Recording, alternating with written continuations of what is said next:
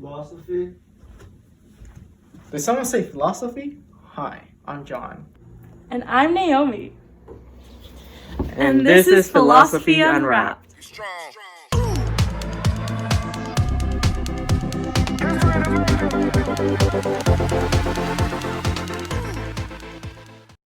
Good morning, folks. My name is John Salazar, and today I'm here with my partner. Naomi, hello. Today, welcome to our podcast called Philosophy Unwrapped, where we'll be discussing about moral issues implying around philosophical propositions. More specifically, we're going to be talking about factors or measurements that should be considered when weighing out the costs and benefits of making policy decisions on preventive measurements of the rising pandemic, also known as the COVID-19. Our discussions further expands on implications of lockdown versus no lockdown of COVID-19 between less economically developed countries and developed country, and the application of Oakes test upon certain regulations. So, first things first, let's begin our discussion with the specific procedures the Canadian government has implied across Canada and specifically British Columbia. We've interviewed a student asking about their opinions. And we're gonna play it with you guys here.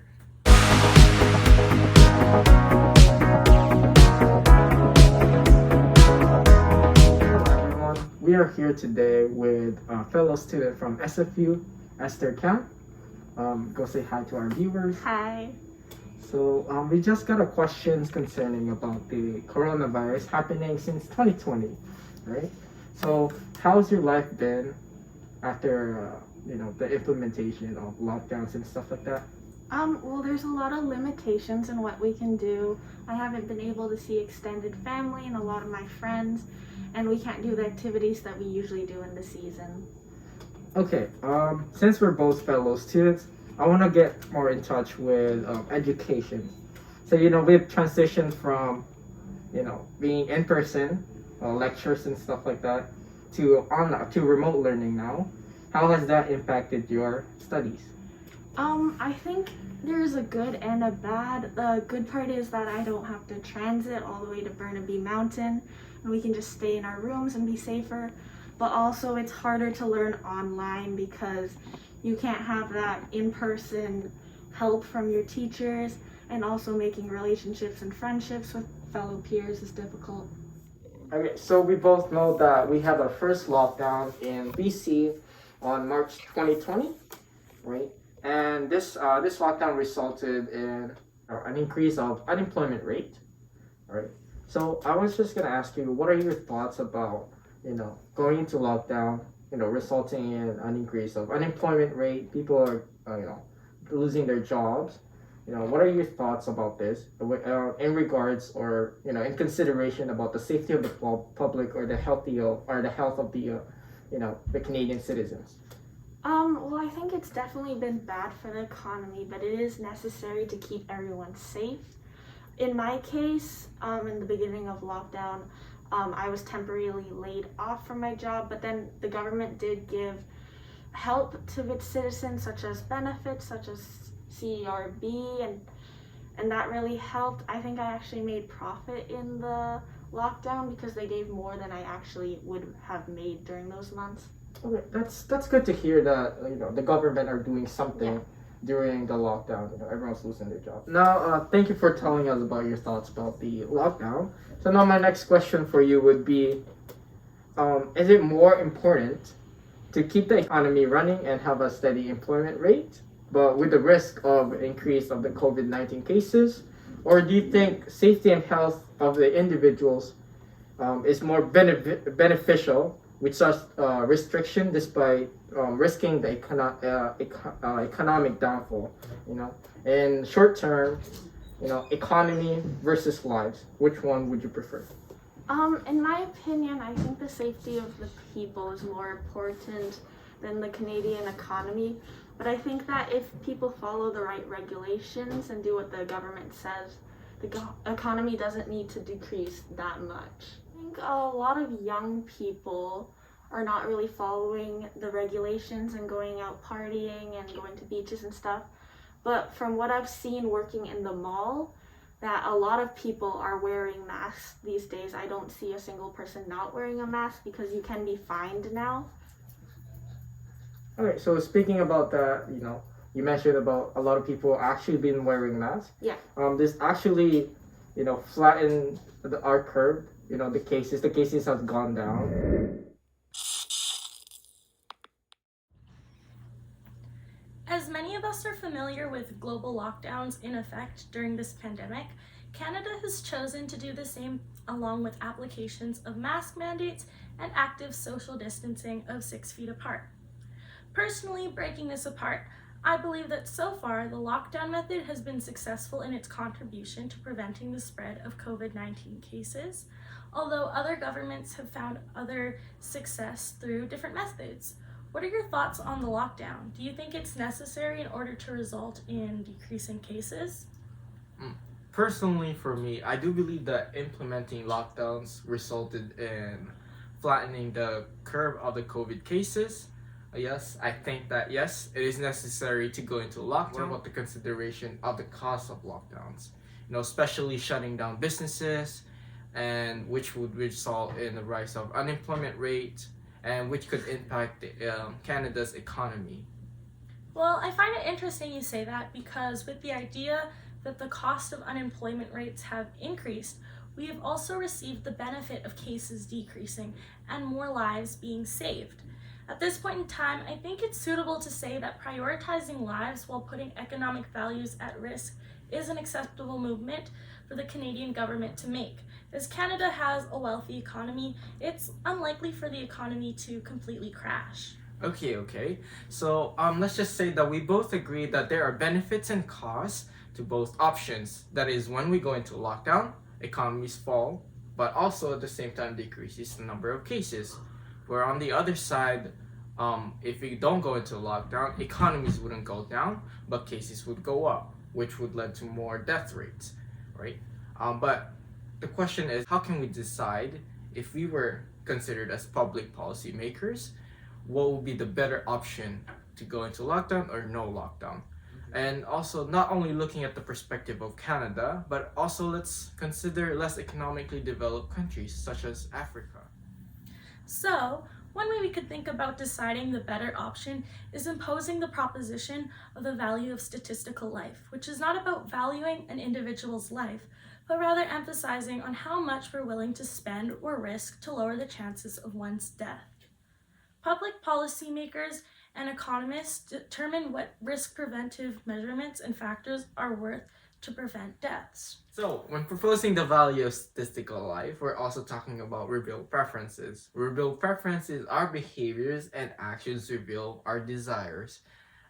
For example, as we used in our lecture, let's put it in the perspective of construction worker. So, if each 5,000 workers were to be paid an extra $2,000, there would be one extra death per 5,000 workers each year.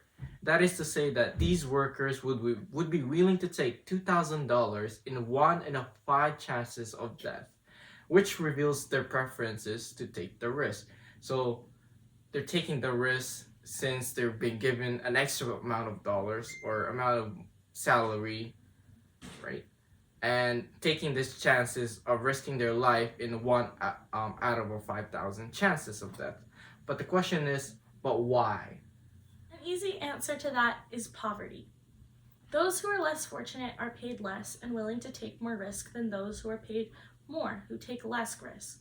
So going back to the issue, policymakers should balance all the playing factors since it's not about trade-off, economy versus lives. I totally agree with what you said. We understand how Canada decided on their implication of the lockdown.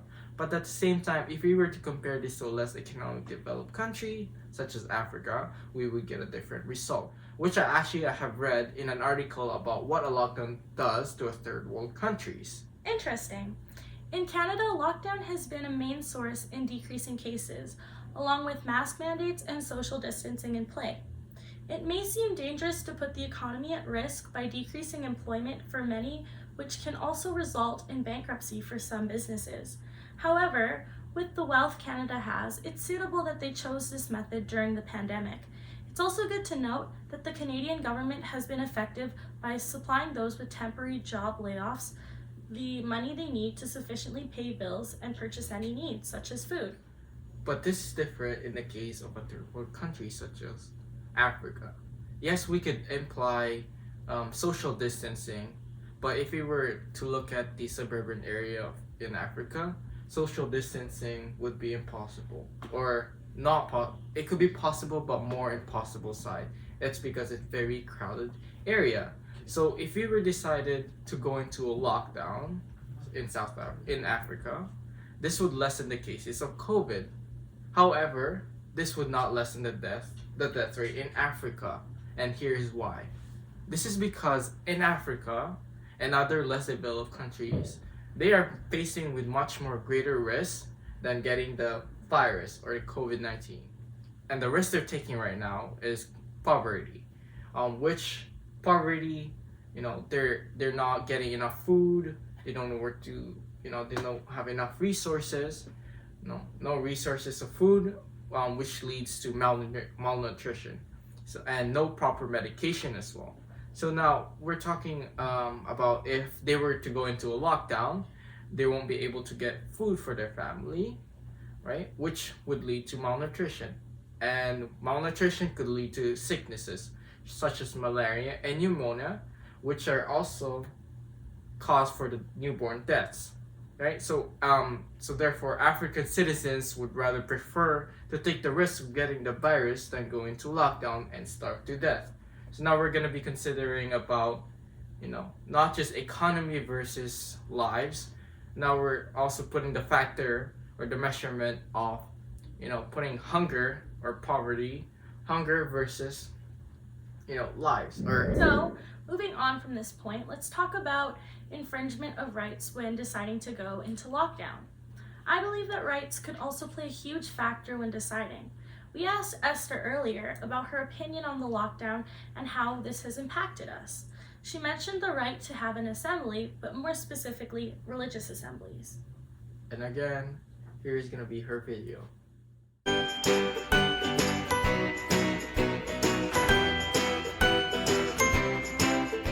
Okay, so I just wanted to continue our interview a bit, but instead of focusing more on employment, we're going to draw attention on any rights that have been violated. So my question that I'm going to ask you is, what are your thoughts on social distancing and its impact on religious assemblies? Have your rights to religious assemblies been violated, and what do you do to cope with the change? Well, my church has gone online, so we're not doing in-person assemblies anymore, which I think is necessary to keep everyone safe. Obviously, it's going to be a large group of people. I don't think it's really violated my rights to religion because we still have sermons online, but also malls have opened and movies have opened and still churches haven't opened, so I think that's a little unfair.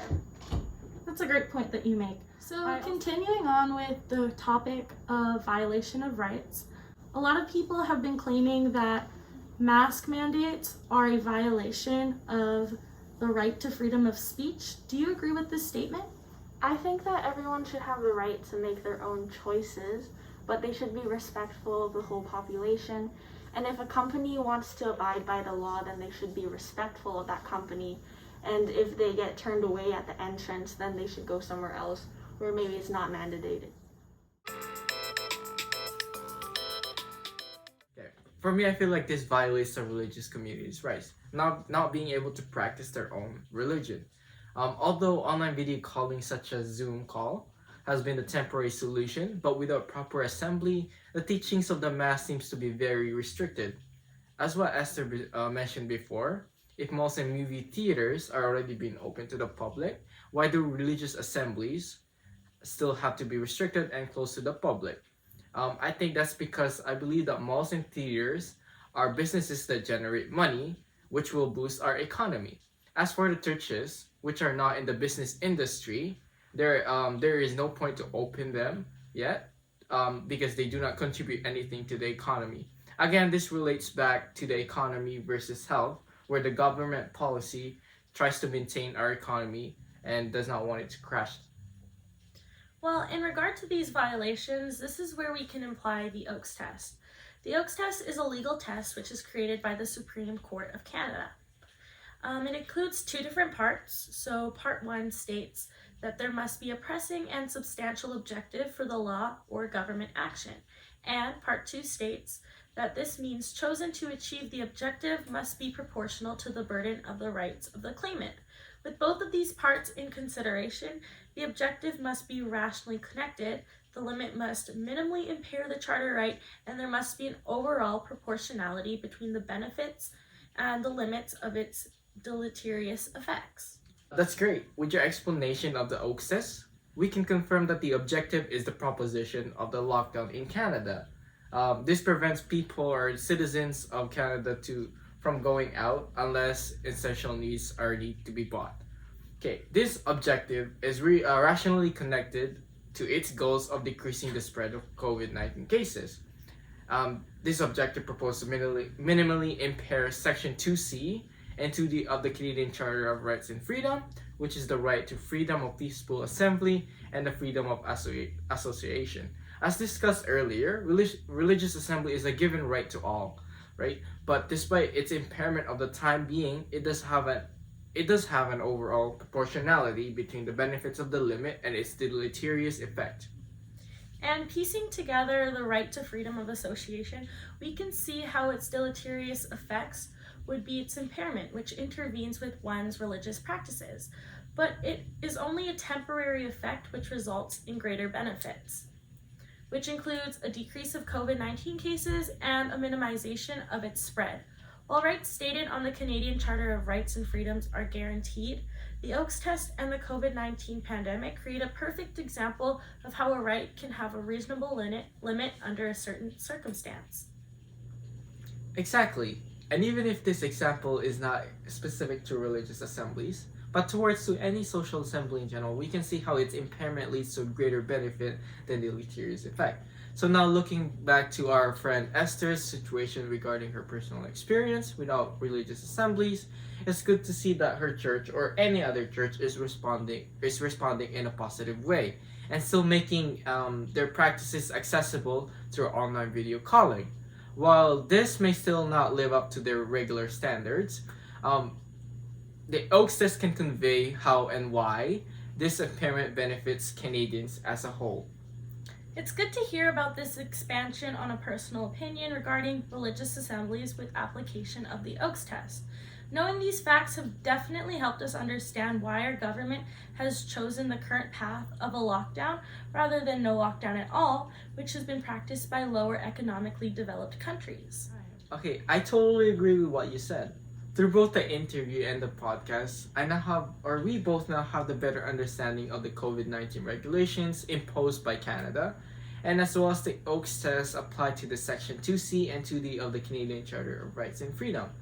With that being said, I think it's time to wrap everything up and, time to close off our discussion today on Philosophy Unwrapped. Thanks for watching, everyone.